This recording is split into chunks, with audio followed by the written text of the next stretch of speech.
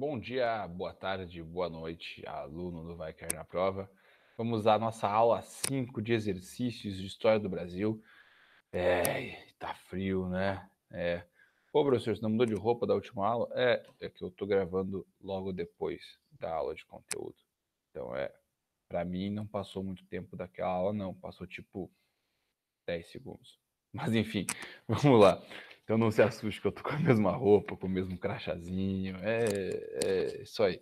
Mas enfim, vamos falar dos exercícios. Exercício 1 da aula 5 é da Federal do Paraná, nossa universidade aqui querida. E diz lá: as invasões holandesas no Brasil no século XVII estavam relacionadas à necessidade de os Países Baixos, Holanda, manterem e ampliarem sua hegemonia no comércio do açúcar na Europa, que havia sido interrompido. Letra A. Interrompido pelo quê, né, no caso? Pela política de monopólio comercial da coroa portuguesa, reafirmada em represália à mobilização anticolonial dos grandes proprietários de terra? Não. Portugal vendia o açúcar que extraía aqui do Brasil para a Holanda. Era interesse de Portugal, quando Portugal existia livre e soberano. Letra B. Pelos interesses ingleses que dominavam o comércio entre o Brasil e Portugal. Não, ainda não tinha esse interesse inglês, nem esse poder para tudo isso. A Inglaterra não era tão poderosa assim na virada do século XVI para o XVII. Letra C, pela política pombalina, que já está errado. Política pombalina é de Marquês de Pombal. Marquês de Pombal é bem depois disso na história de Portugal. A gente vai estudar ele, mas não é dessa época. Letra D, perdão pelo meu, sei lá como é que chama esse barulhinho. Letra D. Pelos interesses comerciais dos franceses que estavam presentes no Maranhão em relação ao açúcar. Como a gente estudou, os franceses invadiram o Maranhão, mas não tinha relação com a produção de açúcar neste caso. E letra E, que é a correta pela lógica, né, sobrou ela, pela guerra de independência dos Países Baixos contra a Espanha e seus consequentes reflexos na colônia portuguesa devido à União Ibérica. Ok, perfeito, sem erro. Letra E. Número 2, Federal de Minas. Leia o texto. Texto de Francisco Iglesias. Nassau chegou em 1637 e partiu em 1644, deixando a marca do administrador. Seu período é o mais brilhante de presença estrangeira. Nassau renovou a administração, foi relativamente tolerante com os católicos, permitindo-lhes a livre exercício de culto. Isso é verdade, cara. Isso eu não cheguei a falar na aula de conteúdo, até porque o tempo é curto, mas de fato Nassau te deu liberdade de culto no Brasil colônia holandesa, coisa que no Brasil colônia português nunca houve.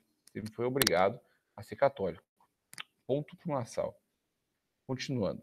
Como também com os judeus. Depois dele não houve a mesma tolerância, acabei de falar isso, nem com os católicos e nem com os judeus. Fato estranhável, pois a Companhia das Índias contava com muitos deles, como acionistas ou em pontos iminentes.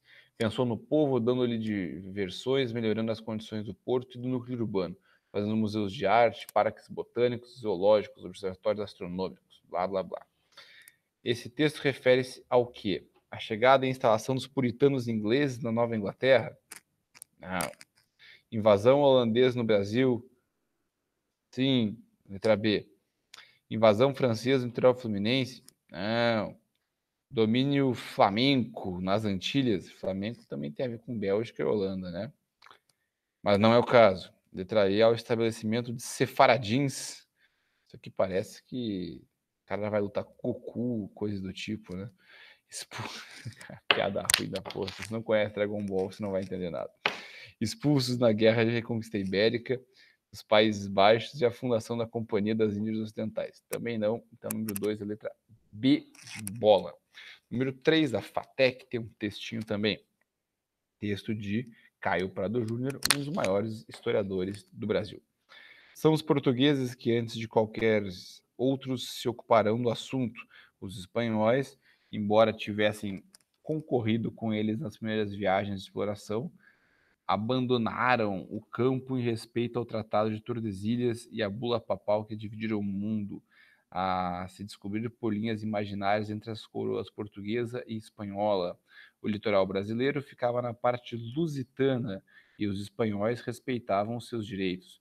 O mesmo não se deu com os franceses, cujo rei, Francisco I, afirmara desconhecer a cláusula do testamento de Adão que reservava o mundo unicamente a portugueses e espanhóis. Assim eles viram também e a concorrência só se resolveria pelas armas. Segundo o texto, é correto afirmar que, letra A, os espanhóis e portugueses resolveriam a posse das terras na América pela força das armas. Espanhóis e portugueses, não, eram amistosos.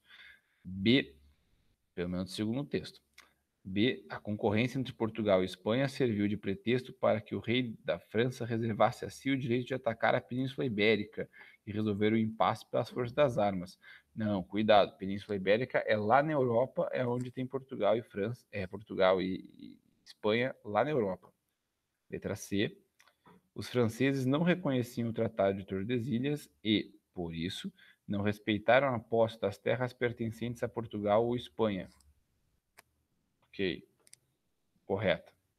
Letra D, lançando mão da cláusula de Adão, o rei da França fundamentava a tese de que o Papa tinha todo o direito de dispor do mundo, uma vez que era descendente direto de Adão. Não, a Igreja Católica não acredita que o Papa é descendente de Adão, isso não faz sentido, né?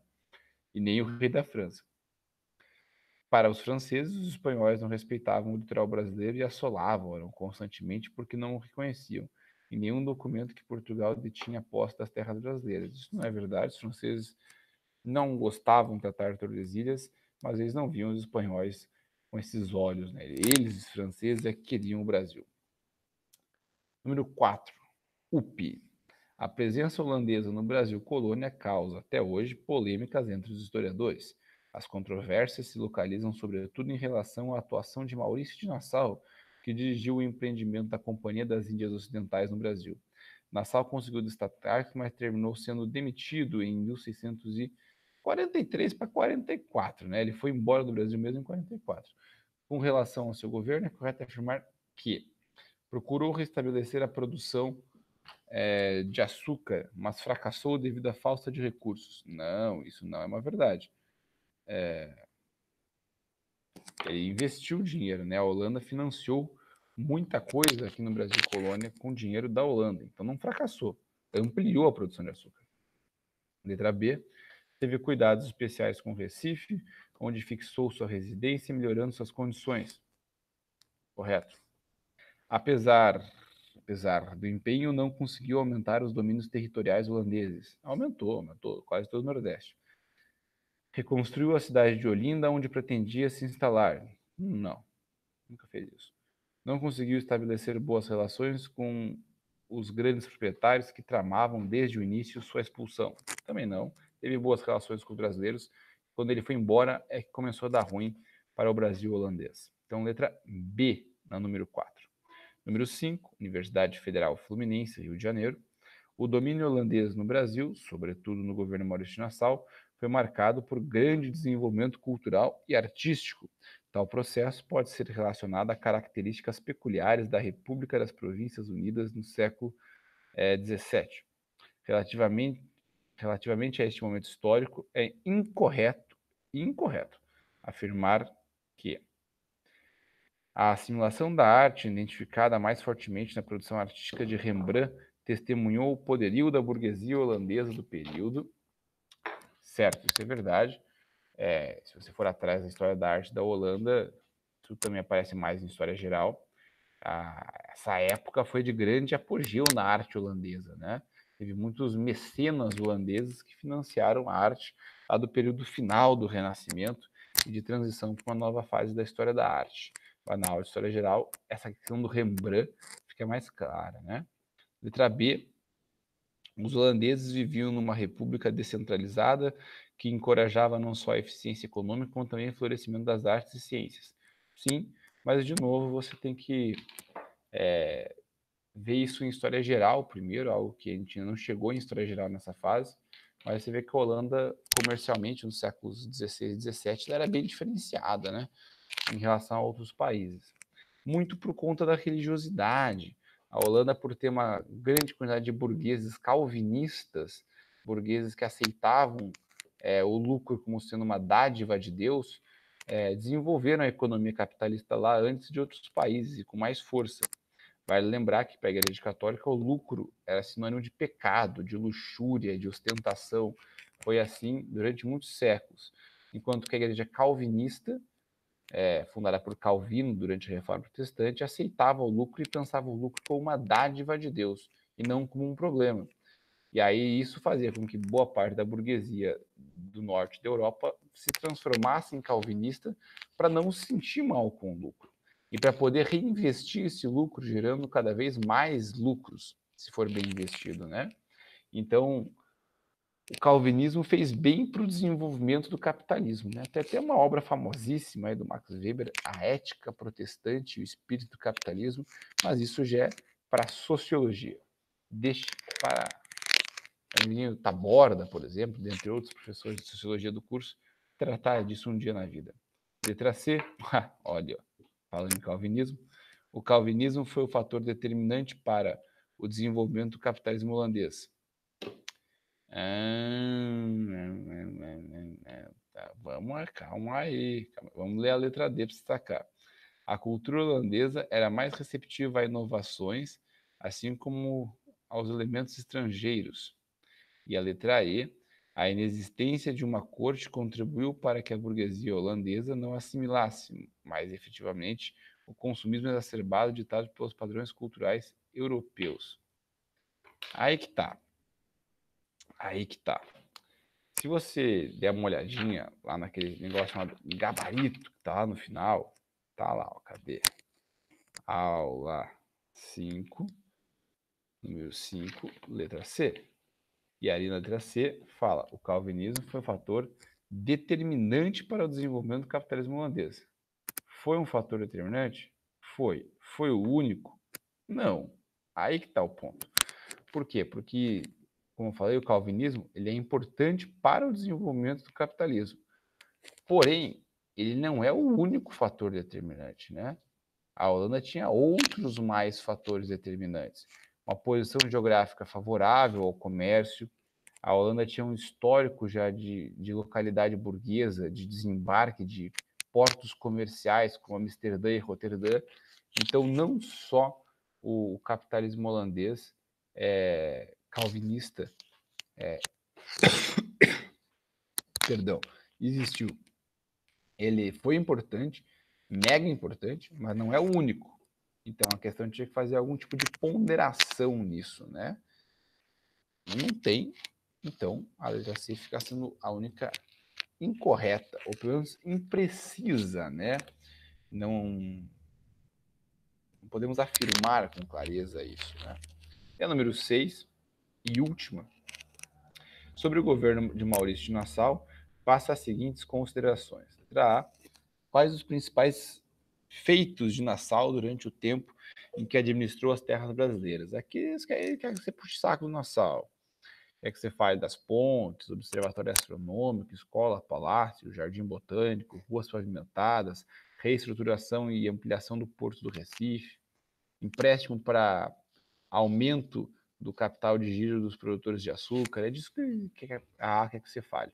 E a letra B aponte as diferenças entre a colonização portuguesa e a colonização holandesa. A grande diferença está no Nassau. A colonização portuguesa era exploração completa, enquanto Nassau se preocupava em criar uma cidade, pelo menos onde ele estava, com maior estrutura e com maior apoio aos colonos.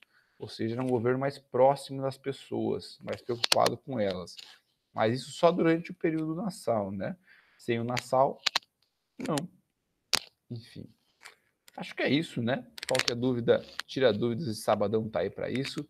Ou então pode me procurar via minhas redes sociais, só procura lá Augusto Mozart no Facebook, mozart.pinheiro no Instagram, você me acha lá com facilidade.